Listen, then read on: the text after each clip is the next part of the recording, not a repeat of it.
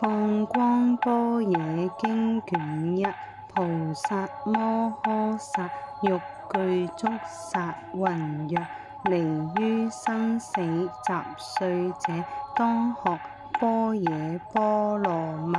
如是舍利弗，是為菩薩摩訶薩行般若波羅蜜。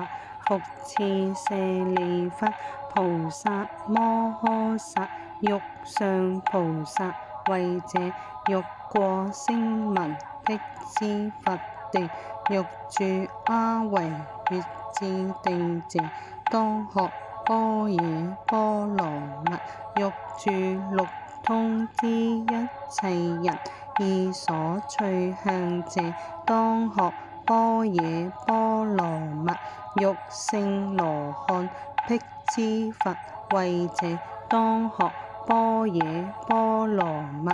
菩薩摩訶薩昔欲得諸陀羅尼三昧門諸眾智門者，當學般若波羅蜜。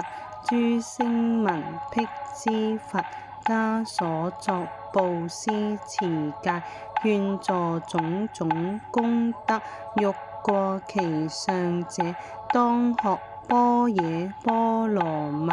菩薩摩訶薩欲知聲聞辟支佛家諸所有戒三昧智慧解脫見解脫位，欲過其上者，當學般若波羅蜜。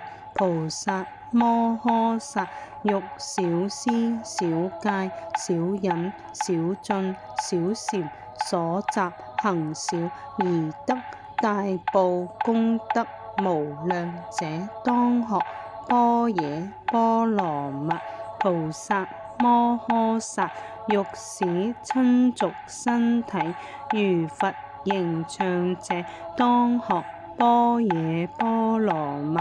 菩薩摩訶薩欲具足大士32相80種好，成諸菩薩種性計得鳩摩羅浮者，當學般若波羅蜜。菩薩摩訶薩常不欲離諸佛世尊供養諸佛種種所行欲成功德者，當學般若波羅蜜。